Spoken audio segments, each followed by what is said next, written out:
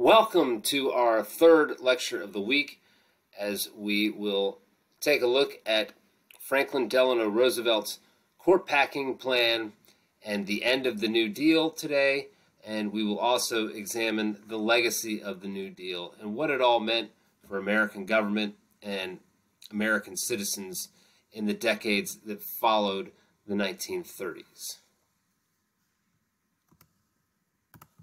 So we'll start with court packing, and this was a pretty controversial thing that occurred in the midst of Franklin Roosevelt's presidency. A little bit of context: Roosevelt ran for re-election in 1936, and he won by a landslide. Many Americans were happy with the efforts of the Roosevelt administration in terms of trying to fight the New Deal and fight the financial crisis and put in place policies that would enable Americans to survive from a financial standpoint the Great Depression era, even though they recognized that times were still very difficult in 1936. The Depression was still ongoing, and it was still many Americans were still out of work and really struggling to make ends meet. Even so, the programs that we've discussed to this point in the first New Deal and the second New Deal, programs like the Glass-Steagall Act in banking, as well as the banking holiday and the tighter regulations on the securities market, basically the stock market and the bond market, through the SEC and other regulatory measures, as well as the jobs programs and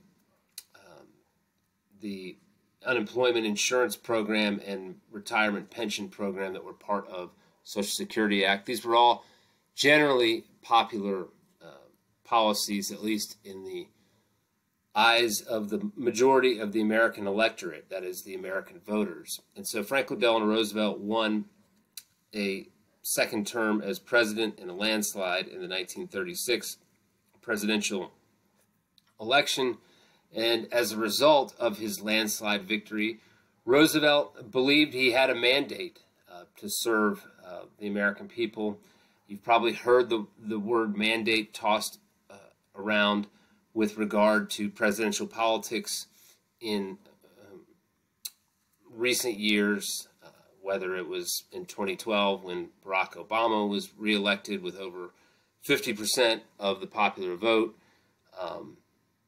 or in 2016 when Donald Trump claimed that his 306 electoral votes represented a landslide, and he acted as if he had a mandate.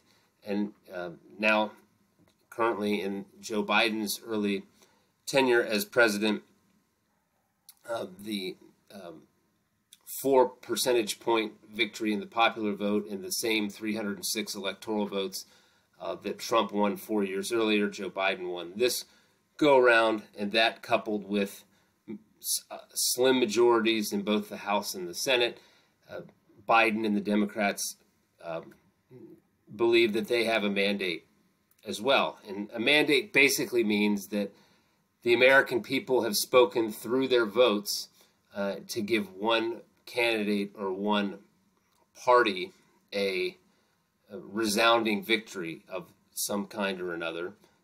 And as a result of that, the candidate or party acts as though they are endorsed by the American public and can basically propose whatever legislation they want because the American public has entrusted them to act in the best interests of the voters. And so that's basically, in a nutshell, what the word mandate means, just as an aside going forward. And Franklin Roosevelt in early 1937, in the wake of his 1936 re-election, believed he had a mandate from the American people. He was re-elected and re-elected by a wide margin. So one of the first things he did in February of 1937 was announce a plan to change the composition of the United States Supreme Court. At the time, there were 9 justices on the Supreme Court, but throughout American history, the size of the Supreme Court in terms of the number of justices that were on the bench has fluctuated from as few as 6 justices to as many as 10 justices. But the court at the time leaned a bit conservative, had a bit of a conservative bent to it, and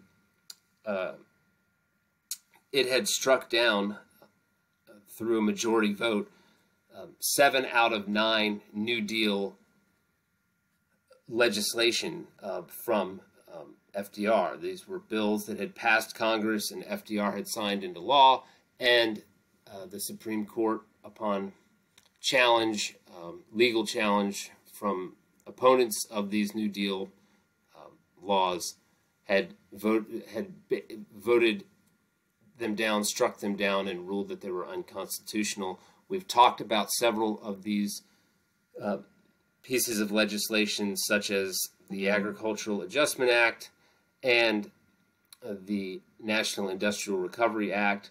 Roosevelt went back to the drawing board and passed a second Agricultural Adjustment Act a few years after the court struck down the first law. The second law stuck, and they basically removed the processing tax that had been part of the first Agricultural Adjustment Act. Nonetheless, Roosevelt was worried that the 2 New Deal laws that he had passed by 1937 that the court had not ruled on, which were the Wagner Act, also known as the National Labor Relations Act, and the Social Security Act, that those 2 pieces of legislation were going to be challenged, and the Supreme Court would rule on both of those laws.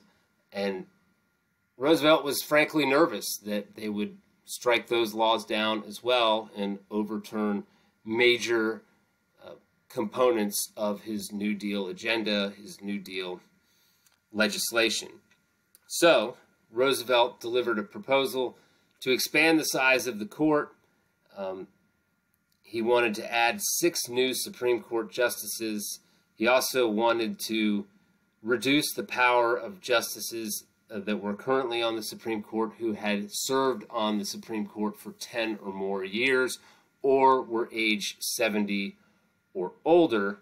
And in addition to that, he wanted to create 50 new federal judgeships. So this is a very drastic expansion plan for the Supreme Court and for the federal judiciary in general, and that is what Franklin Roosevelt thought that he needed and thought that he should get in the wake of that landslide re-election of 1936.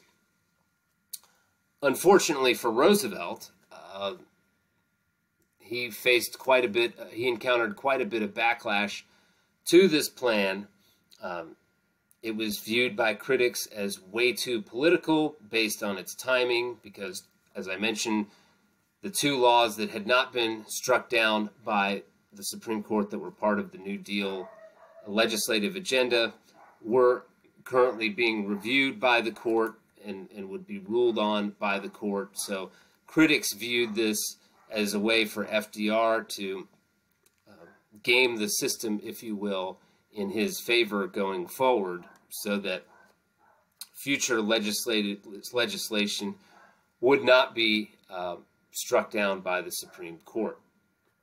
The fact that he initiated this court-packing proposal after winning re-election by such a wide margin was another reason why it was viewed as political, that he was sort of using his political capital, if you will, to expand the court and expand the federal judiciary. Also, another reason why the court packing plan met with a lot of criticism was due to the fact that many members of Congress at the time, and even some Supreme Court justices, were old. They were elderly, of senior citizen age, and they resented the fact that this proposal implicated the implication with the proposal that somehow older justices, experienced justices, were too senile to serve on this federal bench and on the Supreme Court. And one of the justices that felt that way was Louis Brandeis, who was a staunch liberal. He was a favorable justice to FDR and FDR's policies. He was also an older member of the Supreme Court and was a part of that group, at least in terms of his age, that Roosevelt was trying to target with this plan. He believed that he was still effective at an elderly age as a Supreme Court justice. So this sort of, for lack of a better term, ageism is how critics in Congress and the Supreme Court viewed the court packing proposal from Franklin Delano Roosevelt. As far as the American people were concerned, the voters that had overwhelmingly sent Roosevelt back to the White House for another 4-year term, many American voters worried about the precedent that this type of expansion would set. The idea that if a president didn't like the rulings of the Supreme Court, that he could just, on a whim, or as soon as he had amassed enough political power, do whatever he could to change the complexion of the Supreme Court so that it was more favorable to him and the policies that he wanted to pass. And quite a few American voters worried about what that would mean going forward, even if they agreed with Roosevelt in terms of the policies that he wanted upheld. They worried about what would happen when there was a president who they didn't agree with on policies and didn't agree with the laws that future president would pass. If the court struck down those laws, would this hypothetical future president look to game the system in his favor with the Supreme Court? A couple of things happened in 1937, in the spring and summer months of 1937, that sort of eased Roosevelt's concerns. One was the court upheld the Wagner Act and the Social Security Act. So those two major components of FDR's New Deal agenda were upheld, and they were not struck down, and thus those programs could continue. And in addition to that, one of the Supreme Court's conservative justices retired, and that allowed Roosevelt the opportunity to pick a new justice to replace him, and he picked a reliable liberal who would support, who was a big supporter of the New Deal. That man was Hugo Black, who was a U.S. Senator from Alabama. And so Roosevelt effectively added a liberal vote to the Supreme Court with the replacement of a conservative justice with a new liberal justice. Nonetheless, the court packing plan that Roosevelt tried to initiate really backfired in terms of public support for both FDR and for the New Deal. Republicans used it as a wedge issue to split Democratic supporters. If you're unfamiliar with the term wedge issue, by the way, wedge issue is sort of a controversial issue that creates division amongst people of the same political party or the same political persuasion. So opponents try to insert wedge issues, by asking specific candidates what their position is on a wedge issue. One example of a wedge issue in recent years, or at least 1980s, 1990s, early 2000s, so perhaps not that recent, but the abortion issue or the death penalty issue. Those were both issues that were controversial, and some Democrats are pro-life, not many, but some conservative Democrats are, and some moderate Republicans are pro-choice or are leaning that way, at least, or pro-life, with the exception of rape, incest, or life of the mother, things of that issue. But that's an example of an issue that is often used to create division within Democratic supporters, or on the other side, Republican supporters, just trying to pin down a candidate on the position that he or she has on some controversial issue. Gun control is an example of another, perhaps more relevant wedge issue, as there are some Democratic members of Congress that are pro Second Amendment, and while many others are against it, and that's just an example. So those are wedge issues, and the court packing issue became a wedge issue that was used by Republicans to split Democratic politicians, Democratic voters, and in the wake of the court packing, there were members of Congress that became anti-New Deal. They didn't trust Roosevelt. They thought that Roosevelt was too power-hungry, and if he was able to succeed with his court packing plan, that it was one step closer to him becoming a dictator or an authoritarian, rather than a president who could be voted in or voted out of office every 4 years. As a result of this backlash and of the splitting of the Democratic supporters of Roosevelt, both in Congress and within the American public, momentum for the New Deal began to evaporate in 1937 and 1938. Some historians specifically point to 1937 as the end of the New Deal era. Other historians disagree and point to policies that Roosevelt enacted later in his presidency, such as the what's known as the GI Bill for military veterans, that was passed by Roosevelt in the 1940s. That's an example of a New Deal era policy, even though it happened years after 1937. But quite a few people do identify 1937 as sort of the end of the New Deal era, including current historians of that time period.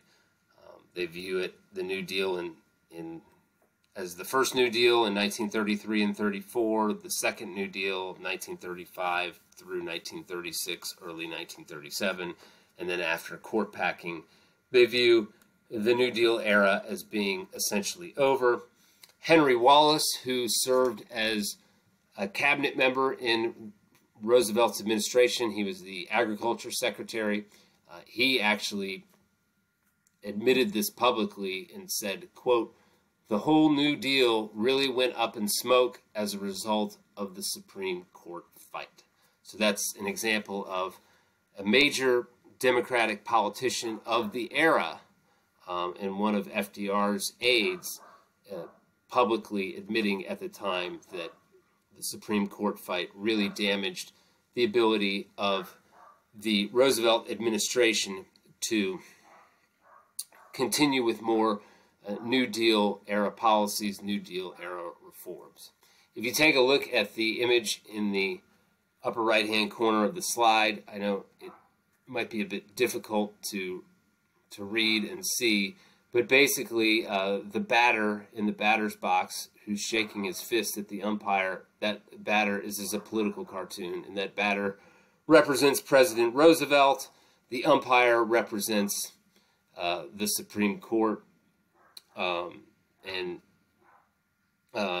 he is telling the umpire, "I don't like your decisions," in quotes, and it's under the caption of trying to change the umpiring. That Roosevelt, in the eyes of this cartoonist, was trying to game the system to his advantage, change the rules of the game, if you will, in the middle of the game, because he didn't like how those rules were impacting his positions. So that's basically what that political cartoon is signaling there, and that's the way quite a few Americans, both in politics and just regular, ordinary American voters, felt at the time.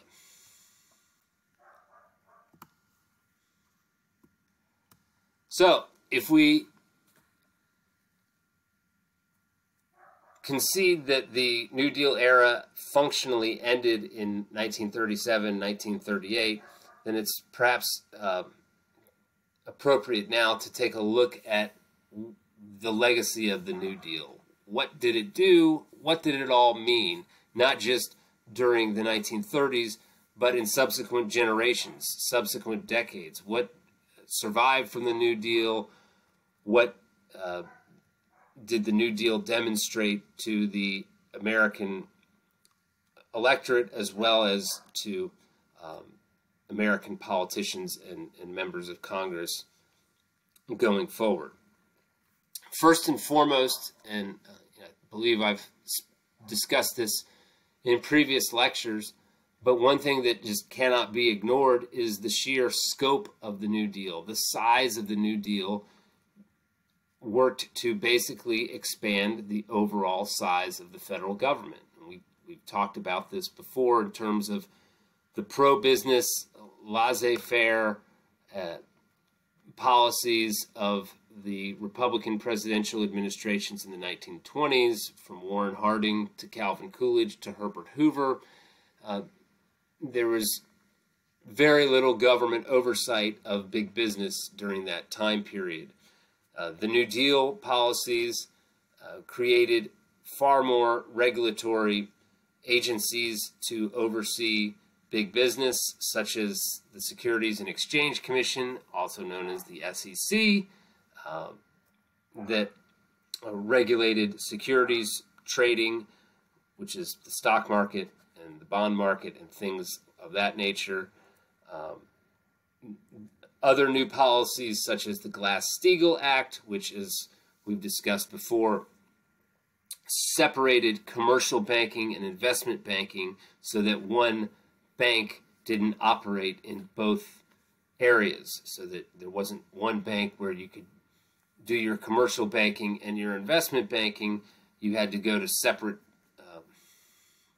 businesses to do your commercial banking and your investment banking, and that was because the investment banking side had gotten too speculative with securities trading, and they had to borrow money from the commercial banking deposits, and that's what led to the failures of many banks in the wake of Black Tuesday and the stock market crash. So Glass-Steagall regulates the banking industry, splits up commercial banking and investment banking.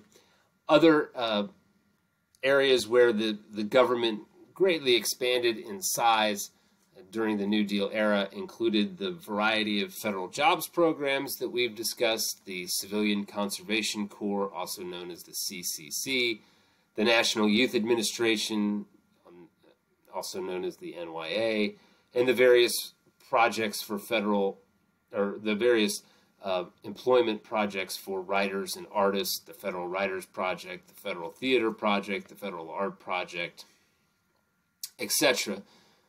Most of these jobs programs no longer exist, but they existed for a good period during the 1930s, and it basically allowed unemployed Americans the chance to work for the government and receive federal funding, receive government paychecks to help tide them through the financial crisis that was the Great Depression. So as a result of all of this, the federal government was significantly larger at the end of the New Deal era in the late 1930s than at any previous point in American history, and the amount of government spending drastically increased over the course of the New Deal era. As I mentioned before, this is a major departure from the federal policies of Harding, Coolidge, and Hoover in the 1920s. Another significant legacy of the New Deal is what I call the social safety net. A lot of other people refer to it as the social safety net. These are federal programs that provide protection for American citizens in the event of financial crises such as the Great Depression or the Great Recession of 2008 is another example, or the COVID pandemic of last year, another unforeseen financial crisis in America. And the New Deal was really the first time in American history that the federal government provided a social safety net for citizens to maintain their money and their assets even in the wake of a crisis. So things like the FDIC, which insured the bank deposits, federally insured individual bank accounts and bank deposits, providing unemployment insurance and retirement pensions through Social Security program. That's a public welfare system that enabled Americans to essentially maintain a baseline quality of life from an economic standpoint at the very least. These are preventative measures against economic crises. There are other examples of this that have come more recently. Food stamps, for example, government subsidized housing. Those are other areas of the social safety net. But as I mentioned before, if you think about what the government has done recently with the coronavirus pandemic, last spring and summer, and even more recently with the recent passing of the COVID relief bill through Congress and signed by President Biden. But even going back to last spring when Trump was in the White House, if you remember, there was the PPP program in which businesses could apply for federal loans, for federal money to cover costs to keep those businesses afloat and allow them to survive through any means necessary. The first stimulus check that went to Americans in the COVID pandemic was last spring and summer, with the initial $1,200 checks that were issued to Americans, the ones that had Donald Trump's signature on them. And then obviously more recently with the COVID Relief Act that was passed by Congress and signed by President Biden, there have been additional stimulus payments to American citizens. That's an example of the social safety net. That's an example of the government providing direct assistance to American citizens, to the American people, so that the American people can survive an unforeseen crisis, economic crisis, that otherwise would overturn their lives. And even with this assistance, it might not solve every financial problem that they have, but at least it can give them some sort of help to try to get through it and get to the other side where the economy hopefully rebounds. Americans came to expect this during the Great Depression era. They began to write letters to Roosevelt pleading with him for government assistance. And I know you probably can't read the fine print of the image in the upper right-hand corner of this slide, but this is an example of one of those letters. A man named E.L. Harrison wrote a letter to Franklin Roosevelt explaining that he had invented a particular contraption that trapped rats, and that he had spent his money trying to fund it, and that he had spent his savings. He had also found some work and some investors where he could to try to keep his dream of bringing this rat trap mechanism to the market, but he had basically run out of money and was unable to get a job, and he was begging Roosevelt for federal financial assistance. Millions of Americans wrote similar letters to this one from E.L. Harrison, pleading for the same thing.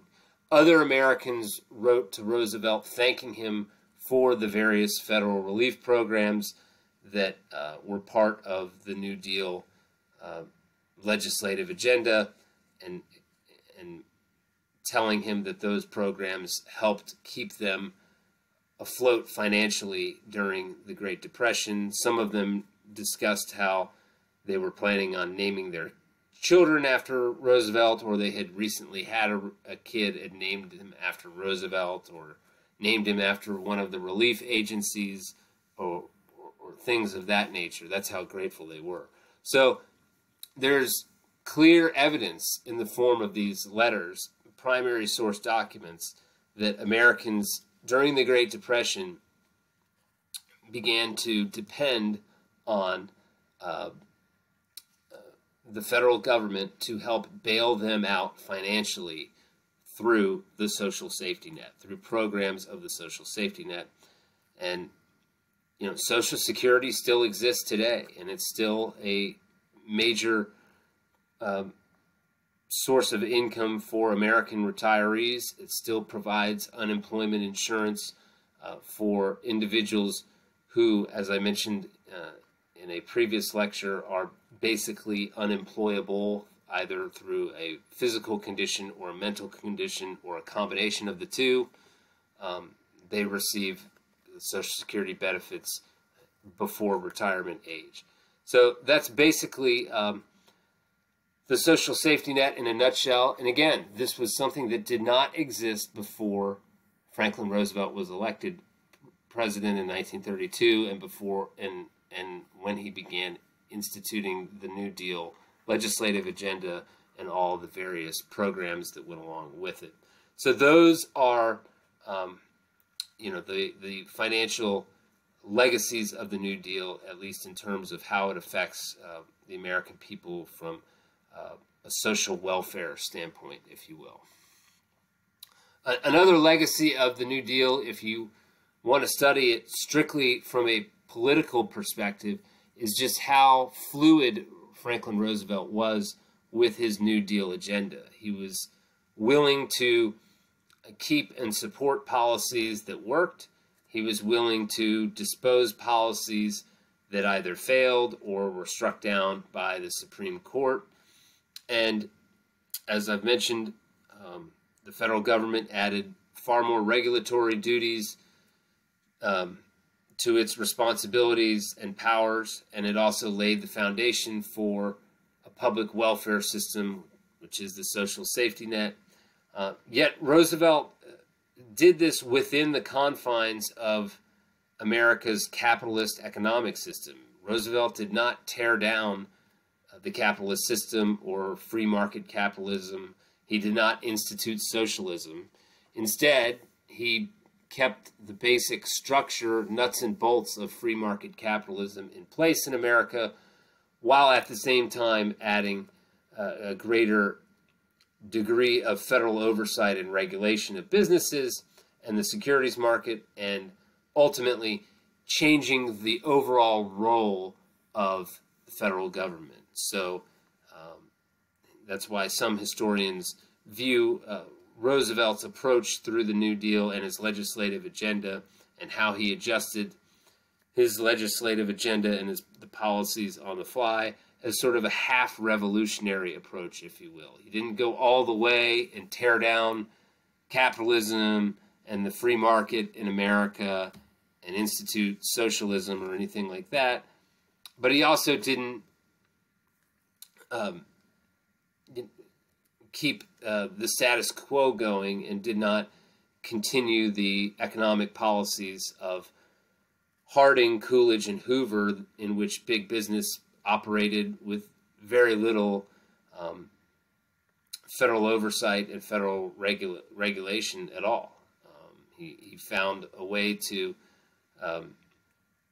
operate in the middle ground, if you will, between those two extremes. That's why some historians refer to it as half revolutionary.